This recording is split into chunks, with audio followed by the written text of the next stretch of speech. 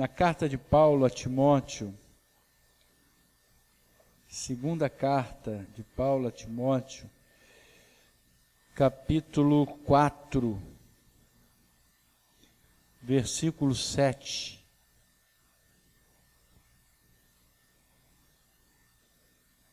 Vamos ler o 6. Eu coloquei 7 ali, mas eu prefiro pegar do... Glória a Deus. 2 Timóteo, capítulo 4, versículo 7 em diante. Quanto a mim, estou sendo já oferecido por libação, e o tempo da minha partida é chegado. Combati o bom combate, completei a carreira, guardei a fé. Já agora a coroa da justiça me está guardada, a qual o Senhor, reto juiz, me dará naquele dia, e não somente a mim, mas também a todos quantos amam a sua vinda. Procura vir ter comigo depressa, porque Demas, tendo amado o presente século, me abandonou e se foi para a Tessalônica. Crescente foi para a Galácia, Tito para a Dalmácia. Somente Lucas está comigo. Toma contigo Marcos e traze-o, pois me é útil para o ministério. Quanto a Tíquico, mandei-o até Éfeso. Quando vieres, traze a capa que deixei em Troade, em casa de Carpo, bem como os livros, especialmente os pergaminhos. Alexandre, o latoeiro, causou-me muitos males. O Senhor lhe dará a paga segundo as suas obras. Tu, guarda-te também dele, porque resistiu fortemente às nossas palavras. Na minha primeira defesa, ninguém foi a meu favor, antes todos me abandonaram. Que isso não lhe seja posto em conta.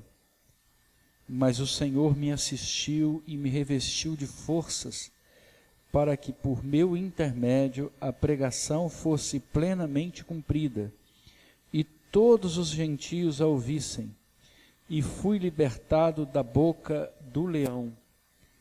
O Senhor me livrará também de toda obra maligna e me levará salvo para o seu reino celestial. A Ele, glória pelos séculos dos séculos. Amém. Eu vou pedir ao ministério, se possível, cantar aquele primeiro hino. Pode ser meio acústico, violão só e uma voz. E pode colocar aí a letra? Queria que... Um hino muito lindo. Quem foi abençoado que escreveu esse hino? Você sabe? Quem? Mas não é aqui de Niterói não, né? Não é mesmo. Não é mesmo. Glória a Deus.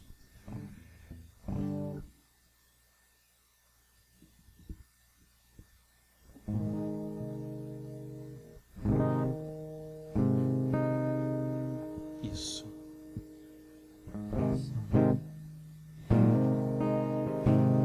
Pode ficar de pé, irmãos. O Espírito de Deus está neste lugar. Você crê? Diga amém. Vai descer do céu a palavra de Deus. Eu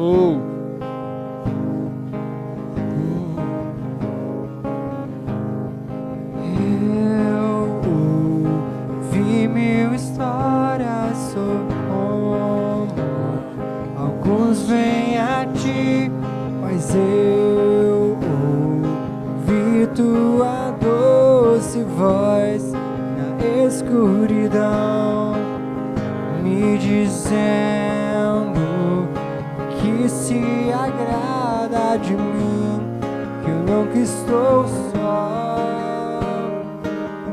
Tu és um bom pai, e quem tu és, e quem tu és, e quem tu és, sou amado por ti. É quem eu sou, é quem eu sou, quem eu sou.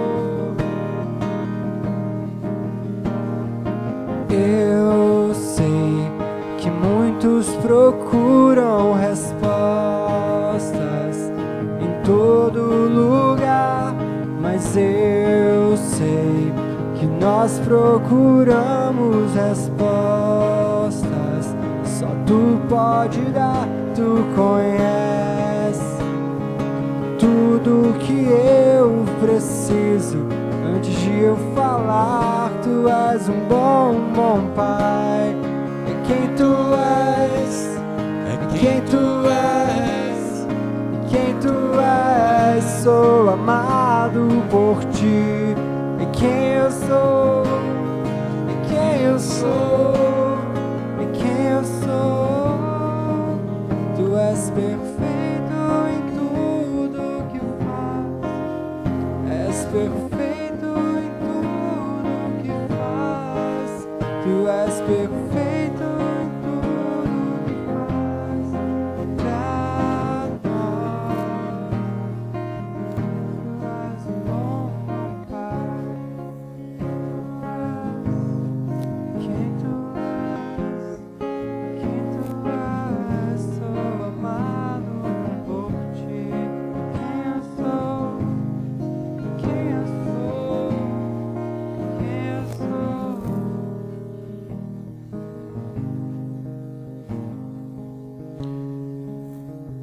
Pai querido, nós não estamos sozinhos, Pai.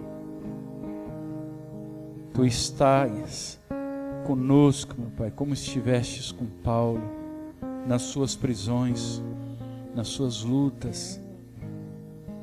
O Senhor é Deus de presença junto da tua igreja e nós te glorificamos por isso. Amém, igreja? Amém? Pode se assentar. Amados, é uma carta que Paulo escreve, a última carta, dirigida a Timóteo. As duas cartas a Timóteo são consideradas cartas pastorais. São aquelas cartas em que o pastor abre o seu coração para falar para o seu discípulo das suas dores, dos seus sofrimentos, da sua solidão, sobretudo a sua solidão. E se você fizer um roteiro das viagens de Paulo, ele passou Panfilha, Antioquia, Icônio, Listra, Derbe, depois Tiro, Sidão, Tarso, Troade, Neápolis, Filipe, Tessalônica, Bereia, Atenas, Corinto, Éfeso, Derbe, termina Malta e Roma. Lugares por onde ele passou para revelar o evangelho do reino. Porque Jesus veio trazer a revelação do evangelho do reino para mim e para você, para que você conheça que o reino de Deus está no meio de nós, amém? Que o reino de Deus não é bebida nem comida, mas é presença do Senhor em seu coração, amém? Se Deus está no teu coração, o Senhor reina, e você pode dizer glória a Deus, amém? E aí Paulo, ele escreve essa carta para Timóteo, e é uma carta em que ele abre o coração dele. Por isso que eu coloquei a solidão pastoral como título dessa mensagem, porque às vezes nós achamos que o cristianismo se reveste de coisas muito boas e confortáveis, e nós estamos pregando num deserto, num tempo de absoluta ignorância de fé, porque as pessoas estão todas procurando encaixar Jesus nas suas necessidades, e não o contrário, eu me encaixar nas necessidades de Deus, naquilo que Deus espera de mim. E o que Deus espera de mim nem sempre é institucional, mas o Senhor busca que eu esteja trabalhando na obra dele, e a primeira coisa que faz o meu coração estremecer é quando ele diz no versículo 7, combati o bom combate, completei a carreira, guardei a fé. Combati. Qual é o nosso combate? Qual é o desafio que Deus está oferecendo para nós do cotidiano da nossa vida. Nós estamos agora tendo que refletir e perceber que o tempo vai correndo, vai passando, e nós precisamos tomar posição sobre a nossa nossa história, sobre as nossas escolhas, porque sobre isso nós vamos dar conta. Não há um silêncio que possa ser aceitável diante de Deus. Deus não vai aceitar mãos vazias. Por isso, quando Paulo diz, combati o bom combate, ele me joga contra a parede do meu quarto para que eu ore ao Senhor e peça ao Senhor, Senhor, eu quero aproveitar a minha oportunidade, que é a oportunidade do tempo presente. A oportunidade de fazer a vontade de Deus não acontece no passado nem no futuro. A oportunidade que você tem é hoje, é agora, é nesse instante. Paulo foi viajando, ele foi levando a palavra do Senhor, foi implantando igrejas, e deixa eu te falar, não se prenda a igrejas, porque o reino de Deus é que é perene, as igrejas não. Se você pegar a história dessas igrejas implantadas, você vai ver que todas elas passaram, todas elas estão em regiões hoje dominadas por quem? Por muçulmanos. E por que elas passaram? Porque, na verdade, elas não guardaram a fé.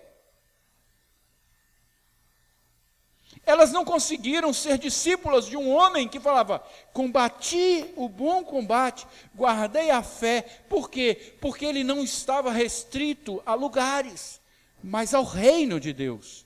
É o reino que me desafia a anunciar a Jesus, a mudar a minha vida, a mudar o meu comportamento. Quando eu olho para o Brasil, eu tenho que perceber que, infelizmente, o reino de Deus está sendo mal implantado nessa nação, porque nós não estamos fazendo diferença, nós não estamos sendo fermento na massa, nós estamos, no máximo, sendo um produto químico que reage consigo mesmo, porque nós estamos guardados dentro das igrejas, e as igrejas vão passar.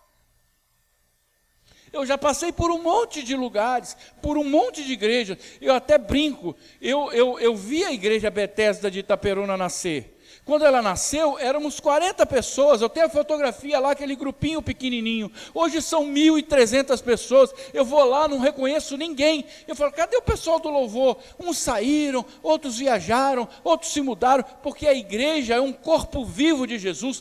Tem que haver movimento de mudança dentro dela. E esse movimento nasce primeiro no seu coração. Então, quando Paulo fala, combati o bom combate, eu quero falar para você, é primeira pessoa. Então, faça a sua parte. Faça a sua parte. Não importa que seja pequena, mas é a sua parte. Deus não está preocupado em grandiosas ações. Deus está preocupado em ações relevantes.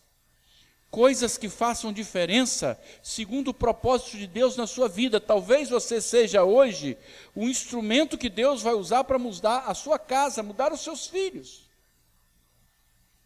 Eu tenho um amigo, e eu sempre dizia para ele, rapaz, aproveita o tempo e leva os seus filhos para a igreja. Eu passava na casa dele, pegava os filhos e levava para a igreja. Eu falava, aproveita o tempo e leva os seus filhos para a igreja. Não houve isso. Eu levava e trazia. Eu me mudei de lá, os filhos deixaram de ir à igreja, ele também não foi à igreja. Atualmente, eu conversando com ele, ele fala assim, os meus filhos não vão à igreja. Como desejar que haja árvore se não houve a semente? Como desejar que da sua vida brotem coisas boas se você não semeou no tempo adequado? Eu preciso ter coragem de olhar para o Senhor e falar, combati o bom combate, guardei a fé. Essa é a oração dos que servem ao reino. Combati o bom combate. Porque o nosso combate não é o combate do dia a dia. O nosso combate não é o combate que faz você conquistar empresas. há um equívoco muito sério. Eu vejo às vezes a propaganda na televisão, ela coloca assim, pessoas evangélicas falando: eu estava desempregado e agora eu tenho 8 empresas, eu tenho 2.000 empregados. O que isso tem com o Evangelho de Jesus? Nada. Nós estamos confundindo o campo de batalha. Nós estamos orando para que Deus nos dê prosperidade aqui, quando o espírito do homem está morrendo. O que eu preciso é combater o bom combate e entender onde ele se realiza. 2 Coríntios 10, de 3 e 4, diz a palavra: porque andando na carne, não militamos segundo a carne, porque as armas da nossa milícia não são carnais, mas sim poderosas em Deus para a destruição das fortalezas. Vai muito além daquilo que a visão pode alcançar. Você hoje está sendo desafiado a ser um guerreiro do Senhor, para defender o reino dele na sua casa, na sua vida, na sua região. E aí Paulo, ele fala para Timóteo: procura vir comigo depressa. Por que depressa? Porque nós demoramos muito nos cuidados, porque nós demoramos muito no zelo pelo nosso irmão, porque nós deixamos o tempo do amor passar. Uma vez eu atendi um casal, e eles estavam discutindo, estavam querendo se separar, e ele virou para mim e falou assim: pastor, eu tenho um amor muito grande por essa mulher. E ela estava chorando. Eu falei: quantas vezes você disse isso para ela? Ele falou assim: eu não costumo falar isso para ela. Eu falei: talvez aí esteja o erro dos casamentos, que é um erro de comunicação. E não é só no casamento, é no dia a dia da sua vida, da igreja. Quantas vezes na igreja eu deixo de chegar para o irmão e falar: como é que você está, meu irmão? Quero me preocupar com você, eu quero saber quem você é. Se nós formos dentro da igreja meros indivíduos, nós não estaremos fazendo mais que as pessoas do mundo. Hoje cedo eu estava falando aqui na escola dominical, nós precisamos estar numa igreja que tenha identidade e que eu também tenha identidade.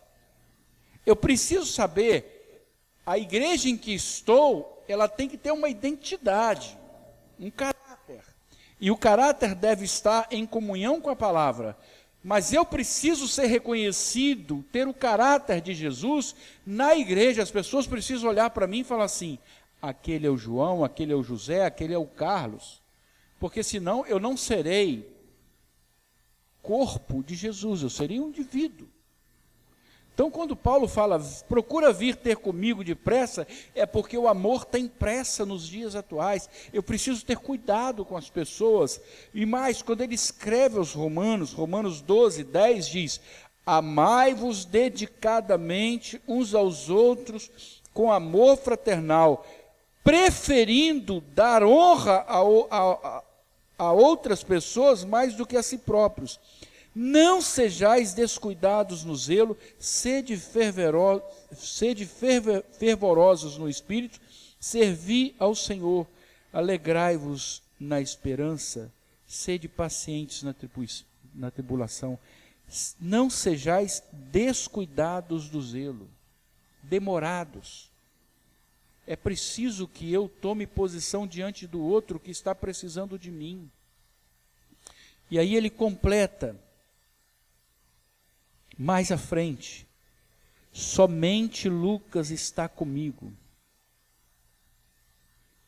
porque Demas, tendo amado o presente século, me abandonou e se foi para a Tessalônica. Crescente foi para a Galácia, Tito para a Dalmácia. Irmãos, como que os nossos problemas atuais são antigos? Como que os nossos problemas atuais são antigos? O que aquele homem, aquele pastor estava falando?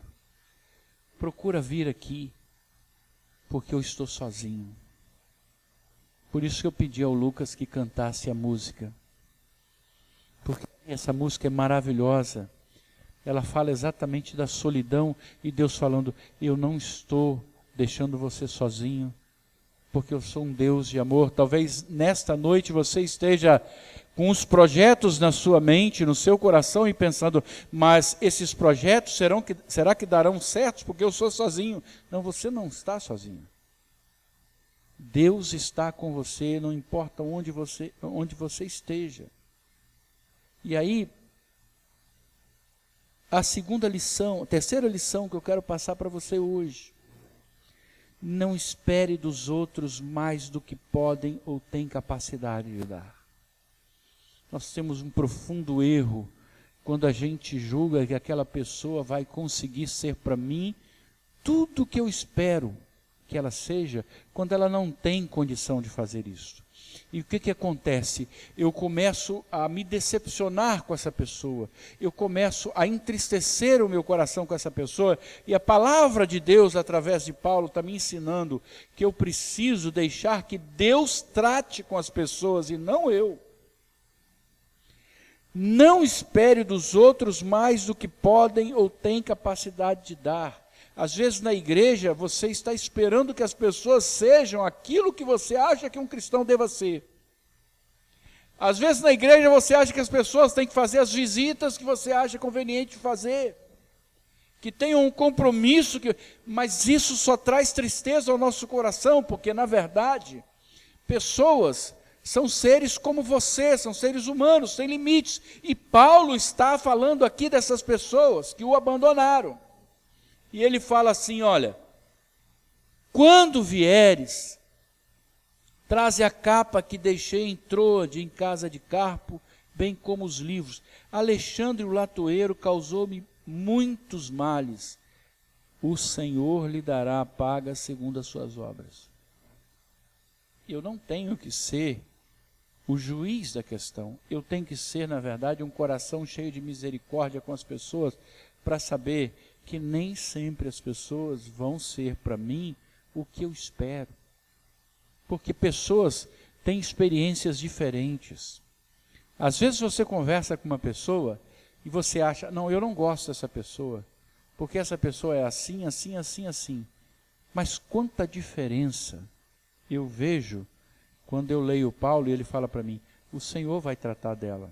É claro que há um sério problema aí. Eu preferia ser tratado pelo meu irmão e não ser tratado pelo Senhor. Porque o Senhor, além de misericordioso, Ele é justo juiz. Então eu tenho que ter um cuidado. Eu tenho que ter zelo para que eu possa fazer segundo o Senhor pretende na minha vida, dentro da igreja. Mas a ninguém julgo por não fazê-lo. Por quê? Porque eu sou chamado a ter o coração de Jesus. Eu sou chamado a ter o coração de Jesus, a ter misericórdia. No versículo 16, Paulo fala assim, que isso, na minha primeira defesa, ninguém foi a meu favor, antes todos me abandonaram. Olha que coisa, irmãos, dói no coração. Paulo já estava velho, cansado, ele andou muito, anunciou o reino de Jesus. E ele chega nesse momento e fala assim, todos me abandonaram. E aí ele completa, que isto não lhe seja posto em conta. Que isto não lhe seja posto em conta. Esta frasezinha, ela cabe nos lábios de Jesus, quando ele olha para o céu e fala, perdoa, Pai, eles não sabem o que fazem. Cabe direitinho. Cabe nos lábios de Estevão, quando ele estava sendo apedrejado, e ele pede a Deus, não lhes imputes esse mal. Sabe por quê? É da natureza dos que servem a Jesus agir pela graça. E por isso que o perdão marca a minha vida. É por dom de Deus é que eu esqueço aquilo que me fizeram. Por isso que Paulo está falando, todos me abandonaram.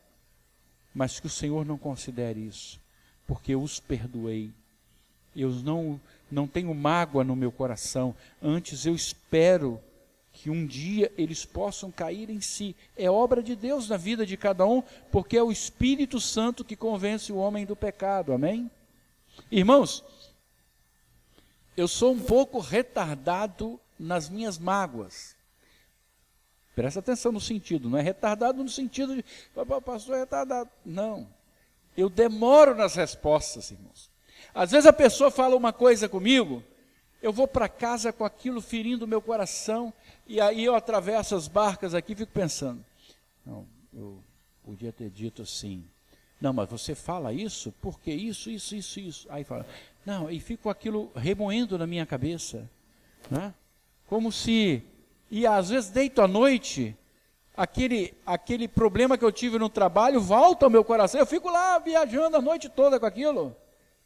E eu aprendi uma coisa milagrosa, eu falei, Senhor, cura o meu pensamento para que isso saia de mim. Eu não quero carregar defunto na minha vida. Eu ministro perdão sobre essas pessoas. Sabe por quê? Quem convence o homem do pecado não é o homem. Quem convence o homem do pecado é o Espírito Santo, e ele está em você, amém?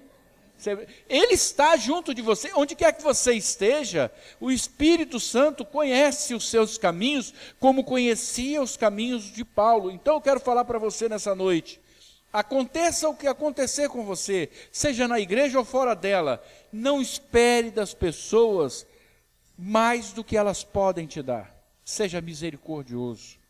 Terceiro, às vezes nós temos um modo de viver, um modo de falar, um modo de pensar, e nos decepcionamos porque as pessoas não são assim.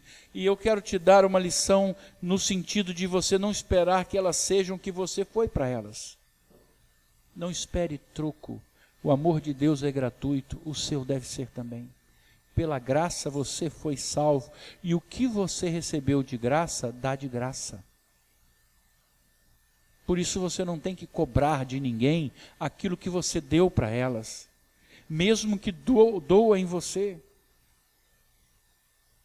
Vou falar uma coisa para você, eu fui pastor numa igreja, e que eu faço para você a relação de todas as pessoas a quem eu visitei, com quem eu passei horas em hospital, e ia, voltava. O dia que eu saí de lá, ninguém nunca mandou nenhum e-mail para mim, nunca fizeram uma festa de comemoração da igreja, e eu vi pela internet, e não falaram nada comigo.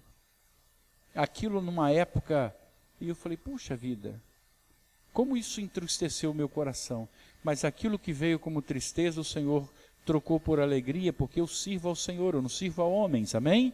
Então eu não posso esperar das pessoas que elas possam fazer para mim o que talvez eu fizesse por elas. Mas eu tenho que fazer como se fosse para o Senhor. Essa é a obra que agrada ao Senhor. Muitas vezes eu quero fazer uma obra de acordo com o projeto que Deus tem para outro. E não, Deus faz aquilo que Deus quer que você faça naquele lugar, com docilidade, irmãos. Outra coisa, a obra de Deus deve ser feita em razão do Senhor. Sabe a grande revolução na igreja moderna, que eu acho que deve acontecer, é quando nós pararmos de olhar para o nosso umbigo e olharmos mais para Deus. Quando nós começarmos a trabalhar o nosso coração para transformar a vida de pessoas e não de igrejas. Quando nós nos convencermos que o nosso objetivo é implantar o reino no coração das pessoas e não implantar denominações. Nós precisamos servir ao reino com verdade, com espírito de verdade. Para que eu possa compreender o reino de Jesus, eu preciso ser dominado por ele. Eu preciso quebrantar o meu coração para que o reino possa viver em mim. E aí eu me envolvo na obra do Senhor, aí eu abraço a obra do Senhor, aí eu vou me desgastar com a obra do Senhor. Amai-vos, buscai. Irmãos, Paulo diz, todos me desampararam, mas o Senhor me assistiu. Isso é o que importa. Isso é o que importa. Quando você está em casa, quando você chega em casa e fala, Senhor, A, B ou C, quanta coisa aconteceu comigo. Senhor, eu andei assim, essa... Não tem problema, irmãos. Se você tiver no seu coração a certeza de que Deus te atendeu, e Deus está perto, Deus está próximo. A sua realidade, a sua dificuldade familiar, os seus impedimentos, as suas prisões, não são desconhecidas de Deus. Deus conhece o nosso coração, irmãos. Isso é maravilhoso. Quando eu vou para casa, eu estou entristecido, quando eu estou abatido, quando eu volto do trabalho, eu falo, Senhor, como eu estou cansado. E eu tenho vivido tempos de muito cansaço. O Senhor vem comigo me consolando. O Senhor vem comigo me ensinando a sua palavra, porque Deus caminha junto com a gente. Você sabe o que significa a palavra paráclito? Quando Jesus prometeu o Espírito Santo, ele falou assim, eu mandarei para vocês o paráclito, não vos deixarei sozinhos. A palavra paráclito quer dizer aquele que caminha do lado. Né? A promessa de Deus é que você estivesse junto com o Espírito Santo do seu lado, onde quer que você vá. O Espírito do Senhor, ele repousa no seu coração para te dar visão, porque só o Espírito Santo pode educar o homem para que o homem possa compreender os projetos de Deus. Eu posso olhar para você aqui e não entender, mas o Espírito Santo sonda o seu coração, ele sabe quem você é, ele sabe o seu caráter, a sua necessidade, o seu choro. Você pode se fazer de forte, mas o Espírito Santo, ele conhece você. Lembra quando aqueles 2 discípulos de Jesus estavam saindo de Jerusalém e indo para uma aldeia pertinho de Jerusalém chamada Emaús? Eles estavam humanamente discutindo sobre a derrota do reino de Jesus. Eles estavam entristecidos, porque aquilo que eles esperavam não aconteceu. Eles estavam desejosos de que o reino de Jesus fosse implantado, mas eles estavam decepcionados com Jesus. E quantas vezes você não caminhou assim também, decepcionado com Deus, achando que tudo o que falavam na igreja não reproduzia com fidelidade a realidade do que você vivia? Pois eu vou te falar, aqueles homens estavam caminhando e não perceberam que Jesus caminhava com eles. Não perceberam que Jesus estava lado a lado com eles, como muitas vezes nas nossas tristezas a gente não percebe que Deus está perto. Paulo está me ensinando isso. Paulo, ele termina a fala dele dizendo isso no versículo 17, mas o Senhor me assistiu e me revestiu de força. O Senhor me assistiu e me revestiu de força. Eu posso estar num lugar distante, eu posso estar me sentindo sozinho, eu posso estar diante de muitas dificuldades, mas eu fecho os meus olhos e falo, Senhor, seja a minha fortaleza, sustenta a minha caminhada, eu espero em Ti. Esta é a certeza de que você está guardando a fé. É a certeza de que as pessoas podem fazer para você muitas coisas ruins. Pessoas costumam abandonar a gente quando a gente está em situação difícil. Pessoas costumam abandonar a gente quando aquilo que a gente oferece não lhes dá conforto. Por isso que às vezes na igreja as pessoas correm atrás de bênçãos, porque as pessoas estão interessadas em negociar o seu próprio conforto. E o Evangelho de Jesus oferece para a gente cruz, porque para você passar por ressurreição tem que passar por cruz. E as pessoas não querem cruz. As pessoas querem um evangelho de facilidade, mas eu preciso ter a certeza que nos momentos de sofrimento, nos momentos de dificuldade, nos momentos de impossibilidades, é o Senhor que nos dá escape. É o Senhor que nos dá livramento. Eu preciso tranquilizar o meu coração sabendo que o Senhor é comigo. Essa solidão pastoral, ela é conhecida. Quando eu leio essa palavra aqui, eu me identifico, porque eu sei que às vezes você olha e vê muitas coisas por fazer, vê que a messe é grande, o campo é grande, mas os operários são poucos.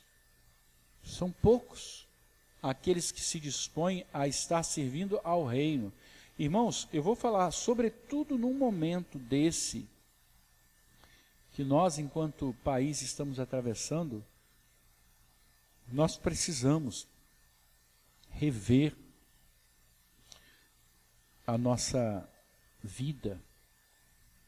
Hoje eu estava assistindo uma participação que o pastor, sempre esqueço o nome dele, aquele que é engraçado, Cláudio Duarte, ele fez uma participação num canal de televisão, maravilhosa a participação dele, impactante, agradecia a Deus pela vida dele.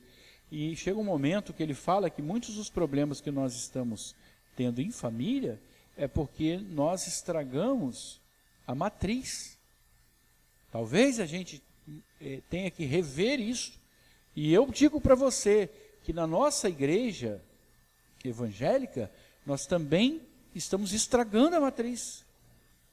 Porque nós estamos transformando a igreja numa casa de show. E o que nós temos que anunciar é Jesus. A centralidade de Jesus está sendo abandonada. E o que tira Jesus do centro se transforma em idolatria. Idolatria a poder, a dinheiro, a bênção, a conquistas. E a centralidade tem que ser do Senhor. É ao Senhor que nós servimos e somente a Ele. Nessa noite, eu quero trazer essa mensagem para você, para a sua vida. Para que você saiba que nos momentos de dificuldade, e você terá esses momentos de dificuldade, espere no Senhor. Porque o Senhor é a sua rocha, o Senhor é que te mantém de pé, é o Senhor que te sustenta, é o Senhor que te dá condição de prosseguir. Quando o Senhor faz o milagre, que é revelar a você a presença dEle, você está sendo especial para Deus. Então, hoje, nós vamos encerrar dizendo para você, essa carta veio do céu ao seu coração, para que você saiba que Deus se importa com você, Deus se preocupa com você. Não é Deus que faz parte dos seus projetos, é você que faz parte dos projetos de Deus. É você que faz parte. Não vamos inverter as coisas. Não é você que precisa dar solução para o mundo. Mas é Deus que traz resposta para as pessoas. Se nós enchermos o coração dessa certeza, nós vamos começar a transformar essa nação. Irmãos, lá no tribunal eu levei alguns livros e coloquei na entrada. Eu trabalho no tribunal, eu coloquei numa mesinha na entrada vários livros. Coloquei um cartaz, pegue e leia. Eu não falei pegue e leve para casa. Falei pegue e leia. As pessoas levaram os livros, pega e leva. Eu nem fiquei triste, porque aqueles livros estão trazendo uma mensagem em algum lugar, né? Mas nós precisamos refletir. Precisamos refletir. Tem, irmãos, uma vez eu ouvi uma irmã em Itaperuna, ela comentar que ela não comigo, naturalmente, mas ela estava comentando com uma outra, que ela ia no supermercado, ela pegava a unha dela assim, ó, na coisinha de iogurte, e estourava a beirinha, e aí colocava lá. Ninguém nota, irmão. Ninguém nota. Aí ia lá experimentar a uvinha. O crente vai lá experimentar a uvinha. Ele experimenta umas 25 uvinhas e fala assim, não está boa não. Né? Não é isso? Precisamos mudar isso. Transformar.